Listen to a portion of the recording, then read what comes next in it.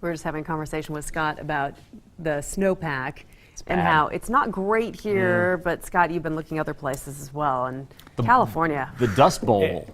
Yeah, exactly. The Dust Bowl from the, what was that, the 20s or 30s, back a little further east of the nation's heartland. It's basically moving to the west, dry weather. And so agriculture in California, a lot of folks are going to be noticing these changes, I think, because it is so dry. So let's take a look as we typically do.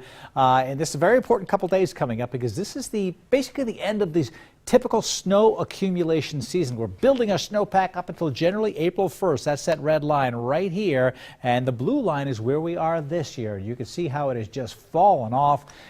It started out okay. It was close to average much of the time. And then as we got towards the beginning of February, we were doing good. We were very close to average here at Moores Creek, this one site we use as a kind of representative sample of the Boise Basin. But then it just kind of faded off. And this is the actual precipitation. That should follow the gray line. The black line should follow the gray lines. You can see we've fallen below. Remember the snow we got last week? This is it right here. This little blip right here gave us just a little bit of moisture, and it is still melting off now because it has been mild. So 59% of average at the Boise Basin. We have 18 inches of water in the snow pack at this site. It should be closer to 30 inches. That would be average, but we only have 18. So as you can see, we are way below. That's the one site in the Boise Basin. You put them all together, and the average is right about 60% of average. It's a little better to the east, 87% of the Snake Basin. You see the yellow showing up here, 61 to 79% here. Closer to that 60% in many locations in eastern Idaho. But you go to the south and west, 43% at Bruno, only 20% of average at the Owyhee Basin. Places to the south and west, when it warms up, it really dries out and you lose that snowpack here. 43% in the Panhandle. Typically, they're doing well when southern Idaho is not doing well, but that is certainly not the case.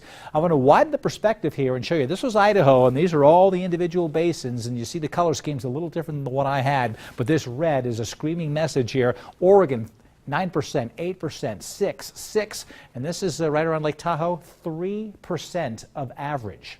And this is when the snow is supposed to finish accumulating here, so it has just been warming up and drying out.